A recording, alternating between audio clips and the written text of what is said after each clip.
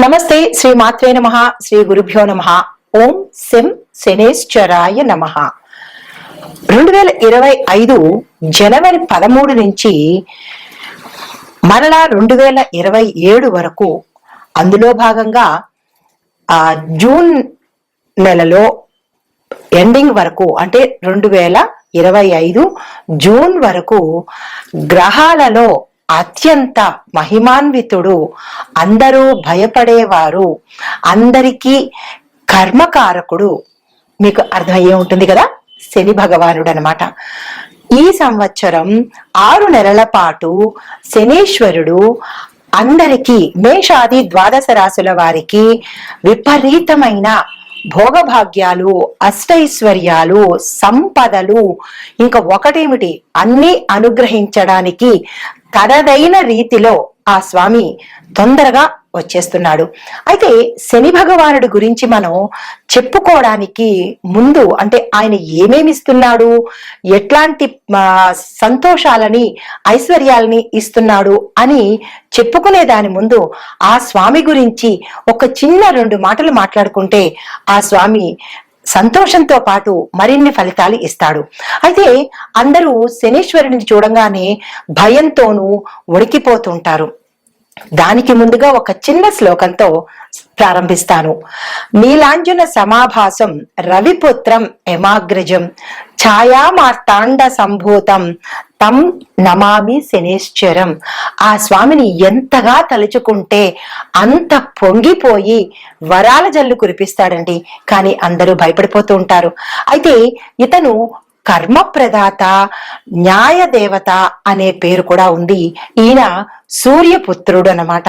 యమధర్మరాజుకి అన్నగారు. సూర్యపుత్రులు ఇద్దరు కూడా, యముడు శనేశ్వరుడు కూడా ఇద్దరు న్యాయదేవతలు.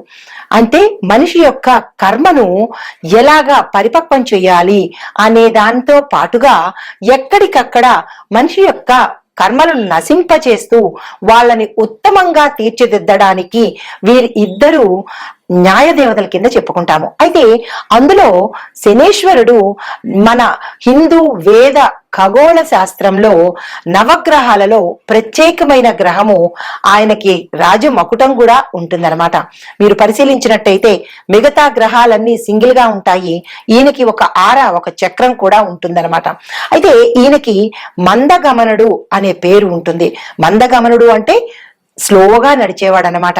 అయితే ఈ శనీశ్వరుడు అత్యంత, ఆయనకి ఇష్టమైన వస్తువులు నువ్వులకు సంబంధించినవి, నలుపు అంటే తిండికి సంబంధించినవి, నువ్వులకు సంబంధించినవి, తరువాత నువ్వుల నూనె, ఇలాంటి వస్తువులు. బట్టలకు సంబంధించి, అంటే వస్త్రాలకు సంబంధించి చూసినట్టయితే నల్లటి వస్త్రాలు, నీలం వస్త్రాలు అవి ఇష్టమైనవి. ఇంకా లోహాల గురించి చూసినట్టయితే ఇనుము అత్యంత ప్రీతికరమైనది. ఆ తరువాత శుచి శుభ్రత లేని ప్రదేశాలంటే ఆ స్వామివారికి, అంటే అశుభ్రతకు ఎక్కువగా, ఎక్కడ ఎక్కువ అశుభ్రత ఉంటుందో అక్కడ ఆ స్వామి ఉండిపోతాడంట. కాబట్టి మనం అశుభ్రతని దగ్గరకు రానివ్వద్దు. అయితే మందకుడిగా ఉండడము, నల్లని కాకి ఈయన యొక్క వాహనం అన్నమాట. అయితే సమస్త ప్రాణి కోటికి పాపకర్మల ఫలాన్ని ఎప్పటికప్పుడు అనుభవింప చేసేస్తుంటాడు. కర్మఫల ప్రదాత. దానితో పాటుగా జీవులు చేసిన తప్పులు, మన తప్పులు తెలియవు కదా, వెంటనే ప్రాయశ్చిత్తం చేసేసి ఆ తప్పులు తెలుసుకునే జ్ఞానాన్ని ప్రసాదిస్తాడు ఈ మహానుభావుడు. అయితే శిక్షలు ఆయన వేసే విధానం కూడా అటు ఇటుగా ఉంటుంది. ఎవరైతే ఈయనకి ప్రీతికరమైన పనులు చేస్తూ ఉంటారో వారికి తన యొక్క శిక్షలను తగ్గిస్తూ ఉంటాడనమాట. అంటే మనం నిత్యకృత్యంగా చెప్తూ ఉంటాం, గొడ్డలతో పోయేదానికి గోటితో పోతుంది అంటూ ఉంటారు కదా. అంటే పెద్ద పెద్ద ప్రమాదాలను కూడా ఆ స్వామిని ప్రసన్నం చేసుకుని ఆయనకి ఇష్టమైన పనులు కనుక చేసినట్టయితే చిన్న మరి తప్పదు కదా, తప్పుకు శిక్ష ఉండాలి కదా, అలా చేస్తుంటాడనమాట. అయితే దీనితో పాటుగా ఆ ఈ వీళ్ళు అంటే ఈ శనీశ్వరుడు బ్రతికి ఉండగానే మనకి గుణపాఠాలు నేర్పిస్తాడు. దానితో పాటుగా ఆయనకి ఎవ్వరి మీద కసి గాని కోపం గాని ఇట్లాంటి పగ ప్రతీకారాలు ఉండవు. ఆయనకి అందరూ సమానమే. యమధర్మరాజుకి అందరూ సమానమే. గరీబైనా లేదా అమీరైనా, గొప్పవాడైనా, కోటీశ్వరుడైనా, కటికి పేదవాడైనా సరే యమధర్మరాజుకి ఎలా సమానమో ఈ శని భగవానుడికి కూడా అంతే సమానం అన్నమాట. అయితే మనం చేసే మంచి పనుల వల్ల ఆ స్వామి కరుణించి అందలం ఎక్కిస్తాడు, ఆయుష్ని ఇస్తాడు, ఆరోగ్యాన్ని ఇస్తాడు, అందమైన రూపాన్ని ఇస్తాడు. ఆయన ఏది ఇవ్వడు చెప్పండి, అన్నీ ఇస్తాడు. కానీ మనం మసలుకునే తీరులోనే ప్రతి ఒక్కటి ఉంటుందన్నమాట. అయితే సాధారణంగా శనీశ్వరుడిని చూసి భయపడి కష్టాలు ఇస్తాడేమో, నష్టాలు చేస్తాడేమో అని ఆయన్ని భయంతో మనం ప్రార్థన చేస్తాము. ఎప్పుడైతే భయంతో ప్రార్థన చేశామో అప్పుడు మరింత ఎక్కువ అవుతుంది తప్ప తక్కువైతే అవ్వదు. ఆయన్ని ఇష్టంతో భక్తితో కనుక ప్రార్థన చేసినట్టయితే మన కష్టాలని తగ్గిస్తూ ఉంటాడు. అంటే గ్రహాలలో శనీశ్వరుడు దండన ఇచ్చే గ్రహం అన్నమాట. అయితే ఇందులో మనకి ఈ భగవానుడు ఇచ్చే ఆయన వచ్చే ప్రతి ప్రాణిలోకి వచ్చే అవకాశాలు ఏంటి అంటే ఏలినాటి శని అంటే 7.5 అంటారు, 7.5 సంవత్సరాలు, అర్ధాష్టమ శని, అష్టమ శని, ఇలాగా శని మహర్దశ కాలాల్లో ఆయన ప్రతి ఒక్క మనిషి జీవితంలోనూ ప్రవేశన చేస్తూ ఉంటాడు. అలాగే నక్షత్రాలలోనూ రాసుల్లోనూ కూడా ఈయన ప్రవేశం ఉంటుందన్నమాట. అయితే మనం భయపడిపోవాల్సిన పని లేదు. ఆయన పరిహారాలతో ఆయన్ని మెప్పించి ఆయన అనుగ్రహాన్ని పొందే శక్తి మనిషికి ఉందన్నమాట. అయితే ఈ శని యొక్క ఆధిపత్యంలో ఉన్న రాసులు ఏమిటి అంటే కనుక, అంటే మిత్రస్థానాలు, శని ఆధిపత్యం వహించే రాసులు మకర, కుంభాలు. ఆయనకి మిత్ర రాసులు ఏవి అంటే కనుక మిథున, కన్య, వృషభ, తుల. ఈ 4 రాశులు మిత్ర రాశులు ఆయనకి. అయితే నక్షత్రాలు ఏవి అంటే కనుక పుష్యమి, అనురాధ, ఉత్తరాభాద్ర నక్షత్రంలో జన్మించిన వారికి కొంత వెసులుబాటు అంటే అమెండ్మెంట్స్ ఇవ్వడము, కొన్ని డిస్కౌంట్లు ఇవ్వడము చేస్తుంటాడనమాట. అయితే కష్టాలు మనిషి యొక్క అహంకారాన్ని తగ్గించి వాస్తవాన్ని, మానవత్వాన్ని తెలియచెప్పేందుకే కష్టాలు అనేవి వస్తూ ఉంటాయి. దాన్ని మరింతగా రెచ్చిపోయి కష్టం వచ్చింది కదా అని ఏదేదో చేసేస్తుంటే అవి మరింత ఉధృతమవుతాయి తప్ప తగ్గే ప్రసక్తి ఉండదనమాట. ప్రతి కష్టాన్ని నవ్వుతూ స్వీకరించి దాన్ని దాటే మార్గం చూసుకోవాలి ప్రతి ఒక్క మనిషి. అయితే ఈ అహంకారాలతో పాటు జీవిత సత్యాలను నేర్పించడమే కాకుండా దైవం యొక్క అంటే ఆధ్యాత్మికతని కూడా నేర్పిస్తాడు. వాస్తవాన్ని కళ్ళకు కట్టినట్టుగా చెప్తాడనమాట. అయితే ఈ శని యొక్క జీవిత గమనాన్ని బట్టి స్థిరాస్తులు ఏర్పరచుకోవడం చూసారా, మనం ఆస్తులు సంపాదించుకున్నాము అంటే దాని అర్థము శని భగవానుడి యొక్క అనుగ్రహం అనమాట. ఆ కోటీశ్వరులైనా లేదా అంటే ఎక్కువగా ధనాన్ని సంపాదించిన వాళ్ళైనా వారి స్వయం శక్తి కాదు, శని భగవానుడి యొక్క అనుగ్రహం వల్లే. అవి మర్చిపోయి చిన్ని కష్టానికి ఆ స్వామిని తిట్టేస్తూ ఉంటారు. ఎదుటి వ్యక్తిని శనిలా దాపురించాడు, శనిలాగా వచ్చాడు, నాకు శని పట్టింది, ఇట్లాంటి మాటలతో ఆయన్ని తోలనాడతారు. అంటే మనిషి నైజం ఎలాంటిదంటే బాగా కలిసి వచ్చినప్పుడు నా అంతట వాడు లేడు అని విర్రవీగుతాడు. చిన్న కష్టానికి ఎదుటి వాళ్ళ మీద నింద వేస్తూ భగవంతుని నిందిస్తూ ఆ గ్రహాలను నిందిస్తూ ఉంటాడు తప్ప తన యొక్క తప్పుని అస్సలు ఒప్పుకోడు. అందువల్లే కష్టాల తీవ్రతను అధిగమిస్తున్నాడు, ఇంకా ఎక్కువగా కష్టాలను పొందుతున్నాడు తప్ప తగ్గించుకునే ప్రయత్నము మనిషి చేయడం లేదు. అయితే ఈ కష్టాలను ఓర్చుకునే శక్తి మన శని భగవానుడు ఈ సంవత్సరంలో ప్రతి ఒక్కరికి ఇస్తున్నాడు. అయితే దీన్ని బట్టి మనం ఒక్కటిగా అంటే ఎట్లా అంటే ఎవరెవరికి ఈ శని భగవానుడు ఏ అంశాల్లో ఉన్నాడు, ఏ ప్రదేశాల్లో ఉన్నాడు అనే అంశాన్ని క్లుప్తంగా మీ అందరికీ తెలియాలిగా. అందరూ శనేశ్వరుడు అంటారు, కానీ ఆ శనేశ్వరుడు ఎక్కడ ఉంటాడు, ఎవరిని ప్రీతిగా చూసుకోవాలి అనే అంశాన్ని మీకు క్లుప్తంగా చెప్తాను. శని భగవానుడు గురించి తప్పనిసరిగా వివరిస్తాను. స్కిప్ చెయ్యకుండా చూడండి, ఆ భగవానుడి యొక్క అనుగ్రహాన్ని పొందండి. అయితే ఆయన ఉండే ప్రదేశాలు తోటమాలి, రైతుల దగ్గర, లోహాలలోను, తోలు కలప వ్యాపారాలలోను, చంద్రుడితో కలిసి ఉన్న సివిల్ ఇంజనీర్ల డిపార్ట్మెంట్ లోను, బిల్డర్స్ లోను, సర్వేయర్లలోను, ఎక్స్రే టెక్నీషియన్స్ ఈ విభాగంలో పనిచేసే వారిలోను ఈయన కలిసి ఉంటాడు. రవితో కలిసిన అంటే ఈయన సింగిల్ గా ఉండేది ఈ ప్రదేశాలు. రవితో కలిసి ఉంటే కనుక ఏ ఏ రంగాల్లో ఉంటాడు అంటే ప్రభుత్వ రంగంలో సేవలు చేసేవారు, గురువుతో కలిసి ఉంటే భూములు కొనుగోలు అమ్మకాలు చేసేవాళ్ళు అంటే రియల్ ఎస్టేట్ల దగ్గర అన్నమాట, వాళ్ళ దగ్గర, గనుల యొక్క యజమానుల దగ్గర, సైంటిఫిక్ ల్యాబ్ లో పని చేసే వారి దగ్గర, బ్యాంక్ సిబ్బంది దగ్గర, ప్రచారాలు చేస్తూ ఉండే వారి దగ్గర అంటే అడ్వర్టైజ్మెంట్లు చేస్తూ ఉంటారు కదా వారి దగ్గర ఎవరితో కలిసి ఉన్నప్పుడు, గురువుతో శని భగవానుడు కలిసి ఉన్నప్పుడు వీరి దగ్గర ఉంటూ ఉంటాడు. అయితే బుధుడితో కలిసి ఉన్నప్పుడు అంటే శని భగవానుడు సోలోగా ఉన్నప్పుడు ఇందాక చెప్పినవి, ఆ రవితో కలిసి ఉన్నప్పుడు ఇందాక చర్చించినవి, గురుడితో కలిసి ఉన్నప్పుడు ఇందాక చెప్పాను. ఇప్పుడు బుధుడితో కనుక శని భగవానుడు కలిసి ఉంటే ఎలాంటి వారి ఫలితాలు ఇస్తాడు అంటే రచయితల దగ్గర, శాస్త్రవేత్తల దగ్గర, కలప కోసే వారి దగ్గర, ఉపాధ్యాయుల దగ్గర, సెన్సార్ బోర్డు సభ్యుల దగ్గర, సిఐడి డిపార్ట్మెంట్, సిబిసిఐడి డిపార్ట్మెంట్ ఉంటుంది కదా వారి దగ్గర, అంటే వారి డ్యూటీ ఏంటి, శిక్షలు వేసే డ్యూటీ అన్నమాట. కాబట్టి అలాంటి వారి దగ్గర ఉంటారు. ఇలాంటి డిపార్ట్మెంట్ వాళ్ళు పనిచేసే వాళ్ళ దగ్గర అంటే ఈ రంగాలలో శని భగవానుడి యొక్క రంగాలన్నమాట. అయితే ఇప్పుడు మన ఖగోళ శాస్త్రం ప్రకారము 2025 సంవత్సరంలో ఎక్కడెక్కడ ఏ గ్రహాలలో సంచారం చేస్తున్నాడు అనే అంశాన్ని పరిశీలన చేద్దాం. శనీశ్వరుడు తన ప్రభావాన్ని ప్రస్తుతము కుంభరాశిలో సంచరిస్తున్నాడు. అయితే ఈ సంవత్సరం శనీశ్వరుడు తన రాశిని మార్చుకోబోతున్నాడు.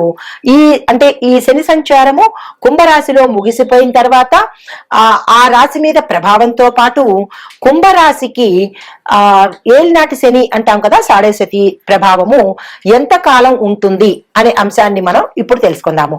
అయితే ఈ కుంభరాశిలో శని ప్రవేశం జరిగినప్పుడు ఎప్పుడు జరిగింది అంటే కనుక ఈ శనీశ్వరుడు జనవరి 17, 2023 సంవత్సరంలో కుంభరాశిలోకి ప్రవేశం జరిగింది. అంటే 2 సంవత్సరాలు కుంభరాశిలో అయ్యిందన్నమాట.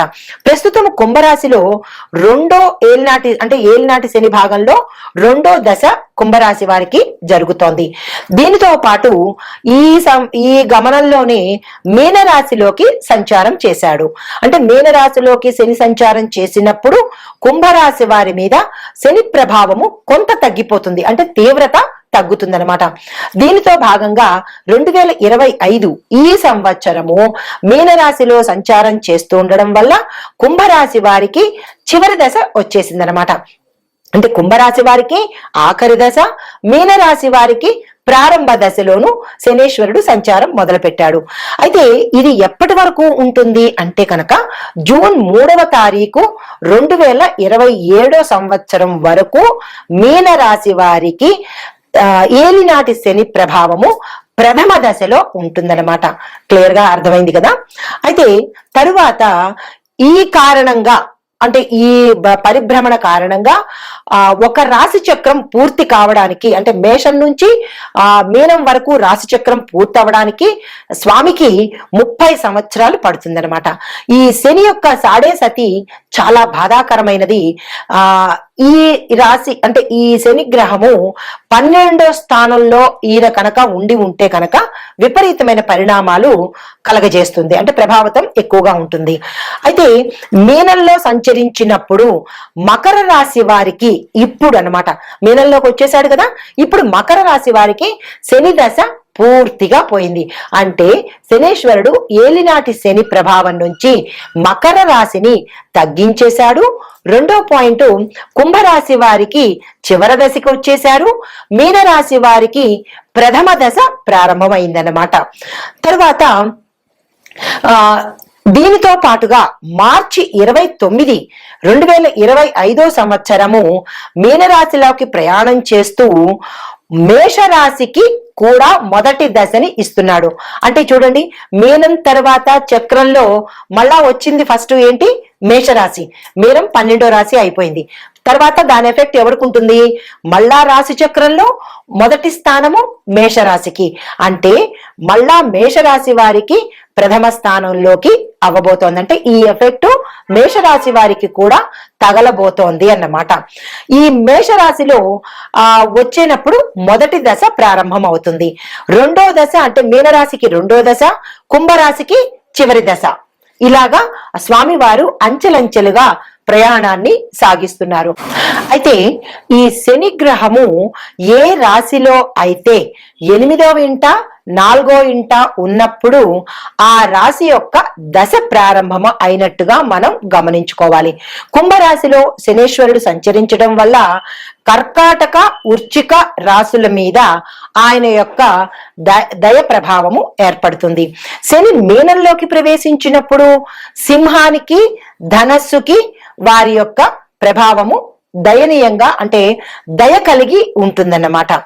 అయితే ఇప్పుడు ఈ మనం ఇందాక చెప్పుకున్నట్టుగా ఈ ప్రభావాల నుంచి ప్రతి మనిషి, ప్రతి జీవకోటి ఎలా తప్పించుకోవాలి, ఈ దశల్లో ఆ శని భగవానుడి యొక్క తీవ్రతను ఎలా తగ్గించుకోవాలి, ఆ స్వామి యొక్క అనుగ్రహాన్ని ఎలా పొందాలి అనే అంశం కనుక ఇప్పుడు చూసినట్టయితే ఆర్థిక అంటే 3వ దశలోకి వచ్చేటప్పటికి ఆయన అంటే మొదటి దశ మళ్ళా చెప్తున్నాను, మొదటి దశలో ఉన్నప్పుడు కుటుంబం మీద చూపిస్తాడు. 2వ దశలో ఉన్నప్పుడు శరీర అంటే మన ఆరోగ్యం మీద చూపిస్తాడు. 3వ దశలో ఉన్నప్పుడు ఆర్థిక పరంగా చాలా జాగ్రత్తలు తీసుకుంటూ ఉండాలి. ఈ 3 దశల్లో ఎవరెవరు ఉంటున్నారు అనేది మీ జాతక పరిశీలన చేయించుకొని శని మహర్దశ ఎప్పుడు ఉంది, మేము ఏ జాగ్రత్తలు తీసుకోవాలి అనే అంశాన్ని మీ యొక్క వ్యక్తిగత జాతక పరిశీలన చేయించుకుంటే కనుక ఆ స్వామి యొక్క స్థానాలు తెలుస్తాయి, ఆ పరిహారాలు చేసుకోవచ్చు. అయితే ఇప్పుడు ఆ స్వామి యొక్క చెడు ప్రభావాలను తగ్గించడం కోసము మనం ఎవరిని పూజించాలి అంటే కనుక తప్పనిసరిగా గుర్తుపెట్టుకోండి, శివుడిని, హనుమంతుడిని తప్పనిసరిగా పూజించాలి. నేను ప్రతి ఒక్క రాశి ఫలితాలు చెప్తున్నప్పుడు పరిహారాల్లో నేను ఇదే ప్రస్తావన చేస్తాను. ఎక్కువగా శివుణ్ణి పూజించండి, ఆంజనేయ స్వామిని పూజించండి అనే ప్రస్తావన ఎక్కువ తీసుకొస్తాను. ఎందుకు అంటే కనుక ఈ ఇద్దరే మనకి శని ప్రభావాన్ని తప్పించగలిగిన వారు.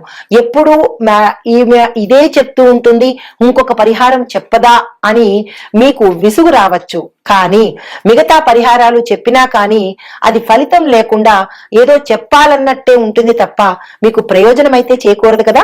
అందుకనే ఈ ఇద్దరిని తప్పనిసరిగా 2025లో ప్రతి రాశి వాళ్ళు కూడా తప్పనిసరిగా ఈ 2 పరిహారాలు, మిగతావి మీ యొక్క జాతక పరిశీలన బట్టి ఆ పరిహారాలతో పాటు ప్రతి ఒక్కరూ కూడా వీరిద్దరిని పూజించాలి, ప్రదక్షిణలు చెయ్యాలి, వారికి ఇష్టమైన పనులు చెయ్యాలి. అప్పుడే శని భగవానుడి యొక్క తీవ్రత తగ్గుతుందనమాట. అయితే శని భగవానుడికి ప్రీతికరమైన పనులు ఏమిటి అంటే కనుక అంటే ఆయన్ని ప్రసన్నం చేసుకోవడానికి ప్రీతికరమైన పనులు మన కింది స్థాయి వారిని గౌరవించడము, వారిని ప్రేమించడము, వారికి సదుపాయాలు కలగచేయడము, ఇలాంటివి ఏవైనా మీ యథాశక్తి చేసినట్టయితే శని భగవానుడు చాలా ప్రీతి చెందుతాడు. ఇదే అంశాన్ని నేను రాశి ఫలాలు చెప్పేటప్పుడు ప్రతి ఒక్కళ్ళకి ఇది తప్పనిసరిగా చేసుకోండి అని విన్నవించుకుంటాను. ఎందుకు అంటే ఆ స్వామి యొక్క అనుగ్రహం పొందాలి అంటే ఇంతకు మించిన మార్గం లేదు. అంటే మన ఖగోళ శాస్త్రంలో ఈ నవగ్రహాలకి ఏ గ్రహానికి సంబంధించిన ప్రత్యేకత వారికే ఉంటుంది. అంటే చంద్రుడికి, సూర్యుడికి, ఇలా నవగ్రహాలకి ఎవరి ప్రత్యేకత వారికే ఉన్నప్పటికీ అన్నిట్లోనూ ప్రత్యేకమైన గ్రహము శని భగవానుడు అనమాట. ఎందుకు అంటే ఈయన గమనము 19 సంవత్సరాలు ప్రయాణం చేస్తాడు కాబట్టి చాలా స్లోగా పెడుతూ ఉంటాడు. మిగతా గ్రహాలు పరిహారాలతోనే అనుగ్రహిస్తారు. ఈ పరిహారం బుధుడికి పరిహారము, గురుడికి పరిహారము, దానాలు ఇచ్చేస్తే అనుగ్రహం ఉంటుంది. కానీ ఒక్క శని భగవానుడు మాత్రమే మీ తోటి వారిని ప్రేమించడము, మానవత్వం కలిగి ఉండడము, నీతి నిబద్ధత న్యాయము కలిగి ఉన్న వారి జోలికి ఈయన అస్సలు వెళ్ళడు. కర్మకి తగ్గ ఫలితాన్ని ఇస్తాడు, కానీ తీవ్రతను అయితే ఇవ్వడు. అందుకే ప్రతి ఒక్కరూ తమ దైనందిన జీవితంలో మనం అలవాటు చేసుకోవాల్సింది మన సాటి వారిని, తోటి వారిని మోసం చెయ్యకుండా, మన కింది స్థాయి వారిని, మన పని వారిని, కొంతమందిని అంటే మనకి బీదవాళ్లను, మన పని వాళ్లను, ప్రతి ఒక్క మనిషిని గౌరవంతో చూడాలి, మోసం చెయ్యకుండా ఉండాలి. న్యాయబద్ధమైన నిబద్ధత కలిగిన జీవితాన్ని ఎవరైతే కొనసాగిస్తూ ఉంటారో వారికి శని భగవానుడి యొక్క కష్టాలు ఎలా ఉంటాయంటేట, ఎండలో వెళుతున్నప్పుడు చల్లని చిరుగాలి ఎలా ఉంటుంది, చల్లగా హాయిగా ఎలా ఉంటుందో అలా అనుభవింపజేస్తాడంట. కానీ ఆయన ఎవరికి తీవ్రమైన పరిణామాలు ఇస్తాడు అంటే, ఎదుటి వారిని మోసం చేసేవారిని, అబద్ధాలతో కాలం గడిపేవారిని, ప్రతి ఒక్కరిని కించపరచటం కానీ, తక్కువ చేసి మాట్లాడడం కానీ, ఎదుటి వారిని హేళన చేయటం కానీ, ఇలాంటి అకృత్యమైన పనులు ఎవరైతే మనిషిగా చేస్తారో వారికి తీవ్రమైన పరిణామాలు కలిగిస్తాడు. ఎందుకంటే ఆయన కర్మ ప్రదాత కదా. కర్మ అంటే పని, అది మంచి పని అవ్వచ్చు, చెడు పని అవ్వచ్చు. కాబట్టి ఇక నుంచైనా ప్రతి ఒక్కరూ నీతిబద్ధమైన జీవితాన్ని, న్యాయబద్ధమైన జీవితాన్ని అలవరుచుకోవడంతో పాటు సాటి వారిని, అది ఎవరైనా కావచ్చు, మనకన్నా తక్కువ కావచ్చు, మనకన్నా ఎక్కువ కావచ్చు, ప్రతి ఒక్కళ్ళని గౌరవించడం నేర్చుకున్నట్టయితే కనుక ఆ స్వామివారి అనుగ్రహానికి చెప్పక్కర్లేదు, ఆయనే తగ్గించేస్తాడు. కానీ తీవ్రత పడుతున్నాము. కొంతమంది అంటూ ఉంటారు, మాకు బాగా కష్టాలు వచ్చేస్తున్నాయండి, ఒకదాని మీద ఒకటి వస్తున్నాయి అంటే అది మీరు చేసుకున్నదే కదా, ఆయన ఏమీ ఇవ్వలేదు కదా. మనం ఏ కర్మ అయితే చేస్తామో అదే తిరిగి మనకి వస్తుంది. అది సైన్స్ పరంగా చూసినా కానీ న్యూటన్ లా అంటారు కదా, అంటే ఇంగ్లీష్ వాడు చెప్తే మన బుర్రకు తొందరగా ఎక్కుతుంది, మన వాళ్ళు చెప్తే మనకి తొందరగా ఎక్కదు. కాబట్టి ఏదైతే మనం గోడకి కొడతామో తిరిగి అదే ఫోర్స్ లో తిరిగి మనకి వస్తుందన్న విషయము ప్రతి ఒక్కరికి తెలుసు. కానీ మన ఎదుటి వాళ్ళకి చేసే పనిలో కానీ, ఎదుటి వాళ్ళకి చేసే మోసంలో కానీ, ఎదుటి వాళ్ళని హింస పెట్టడంలో కానీ ఈ ఒక్క చిన్ని సూత్రాన్ని మనం మర్చిపోతున్నాము. ఆ మర్చిపోవడం వల్ల మనకి 100కి 10,000 రెట్ల వేగంతో ప్రతి ఒక్కటి అందుబాటులోకి వస్తుంది. కాబట్టి ఒకరిని హేళన చేయడం కానీ, కొంతమంది అన్ని రంగాల్లోనూ ఉన్నారు. కొంతమంది ఎదుటి వాళ్ళని హేళన చేయడము, వాళ్ళని తగ్గించడం కోసం, వాళ్ళ పేరు పోగొట్టుకోవడం కోసం, లేదా వాళ్ళ మీద బురద జల్లడము, వారిని అపకీర్తి పాలు చేయడము, ఇలాంటి పనులన్నీ చేస్తూ మళ్ళా మేము శని బాధలు పడుతున్నాము, పరిహారాలు చెప్పండి అంటే దాని అర్థం ఏమిటి ఉంటుంది? మనం చేసే పనుల వల్లే మనకి రిఫ్లెక్షన్ వస్తుంది. కాబట్టి ఇక నుంచైనా ఎదుటి వారి ముందు లేదా ఎదుటి వారితో మీ యొక్క ప్రవర్తన మంచుకోవడము, ప్రత్యక్షంగా కావచ్చు, పరోక్షంగా కావచ్చు. ఇంకా ప్రత్యక్షంగా కన్నా పరోక్షంగా వెన్నుపోటు పొడవడము, వారిని అపకీర్తి పాలు చెయ్యడము, వారి మీద దుర్భాషలు ఆడడము, ఇవన్నీ చేస్తూ మనకి మళ్ళా బాధలు వచ్చాయి అంటే రావా? మరి మీరందరూ ఒక్కసారి పునఃపరిశీలన చేసుకోండి. అంటే చెప్పినప్పుడు ఇబ్బంది కలగచ్చు, అంటే వాస్తవాన్ని కఠినంగా ఉన్నా కానీ చెప్పక తప్పదు. ప్రతి ఒక్కళ్ళు మారండి. మీ యొక్క నేచర్ని, మీ యొక్క మనస్సుని లేదా మీ యొక్క నైతిక ప్రవృత్తిని మార్చుకుంటే శని బాధలే కాదు, ఏ బాధలు ఉండవండి. తదుపరి రాశి కర్కాటక రాశి. ఈ రాశిలో ఉండే విద్యార్థులకు విజయం సాధించడానికి ఎక్కువ శ్రమ పడాలి, ఓర్పు పెట్టుకోవాలి. కష్టపడి సాధిస్తేనే దాని యొక్క ఫలితం అమోఘంగా ఉంటుంది. కష్టపడండి, ఇతర వ్యాపకాలు తగ్గించుకోండి. మీరు ఏదైతే అవ్వాలి అని అనుకుంటున్నారో దాని మీద దృష్టి పెట్టండి. ఏది చదవాలనుకుంటున్నారో దాని మీద దృష్టి పెట్టి కనుక చేసినట్టయితే మంచి ఫలితాలతో పాటు విదేశాలు వెళ్లే అవకాశం కూడా గోచరిస్తోంది. మీరు శ్రద్ధ ఇంపార్టెంట్ ఇక్కడ. అయితే మానసిక స్థైర్యాన్ని మాత్రం ఎప్పటికీ వదులుకోవద్దు. నెవర్ గివ్ అప్ అంటే ఎప్పుడు గివప్ స్టేజ్ కి ఏ విద్యార్థి వెళ్ళద్దు. ప్రతిదీ కాన్ఫిడెన్స్ తో మీరు ముందుకు వెళ్ళాలి. తర్వాత ఉద్యోగస్తులకు ప్రమోషన్స్ పొందేందుకు ఇది మంచి అవకాశాలు మీ ముందుకు వస్తాయి. వాటిని మీరు అందుకోండి. మీ గతంలో మీరు చేసిన మంచి పనికి గాని, మీ యొక్క డెడికేషను, పంక్చువాలిటీకి ఇప్పుడు మీ పై యజమానులు ప్రమోషన్స్ తో పాటు మీ ప్యాకేజీ పెరగడంతో పాటు విదేశాలను కొంతమంది ఉద్యోగస్తులను విదేశాలకు పంపించే అవకాశం కూడా మీ యొక్క కంపెనీయే భరిస్తుందన్నమాట. ఆకస్మిక ధనప్రాప్తి కలుగుతుంది. భూమి, వస్తు, వాహన, సువర్ణాలు ఇలాంటివి కొనుక్కునే అవకాశము, తర్వాత స్థిర చరాస్తులను దక్కించుకునే అవకాశం కూడా ఈ రాశిలో ఉండే ఉద్యోగస్తులకు ఘనమైన కీర్తితో పాటు అన్ని దక్కే అవకాశము వీరికి గోచరిస్తోంది. తరువాత వ్యవసాయదారులకు ఇది చాలా చక్కని అనువైన సమయము. శని భగవానుడి యొక్క ఆశీస్సులతో మీ యొక్క పంటలు విశేషంగా పండి ఆ పంటల దిగుబడికి విశేషమైన ధర పలికి మిమ్మల్ని ఆనందంలో ముంచెత్తేందుకు శని భగవానుడు మీ రాశిలోకి వచ్చేస్తున్నాడు. ఆయన యొక్క అనుగ్రహాన్ని పొందాలి అంటే మనం కూడా ఆయనకి సంబంధించినటువంటి పనులు తప్పనిసరిగా చేయాలి. దీనితో పాటుగా రైతులకు హెచ్చరించేది ఏంటంటే, మీరు కూడా యథాశక్తి మీ యొక్క పనివారులకు గాని మీ తోటి వారికి గాని ఏదైనా మీకు తోచిన సహాయాన్ని మీరు చేసుకున్నట్టయితే స్వామివారు అనుగ్రహించి విశేషమైన ఫలితాన్ని ఇవ్వడానికే వస్తున్నారు. తరువాత వ్యాపార, వాణిజ్య, పారిశ్రామిక రంగంలో ఉన్న వారికి కొత్త పెట్టుబడులకు ఇది చాలా చక్కని సమయము. విదేశాలలో మీ యొక్క ప్రొడక్ట్స్ కానీ లేదా మీ వ్యాపార సంబంధాలు పెంచుకోవడానికి కానీ ఈ సమయం చాలా అనుకూలమైన సమయము. లాభాలు కూడా అధికంగా వచ్చే సమయము. ఈ సమయాన్ని మీరు అస్సలు వృధా చేసుకోకండి.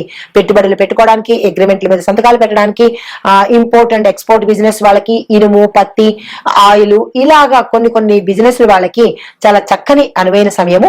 అస్సలు వృధా చేసుకోకండి. తర్వాత ఆరోగ్యపరంగా చూసుకున్నట్టయితే విశేషమైన ఆరోగ్యం మీకు పొందబోతున్నారు.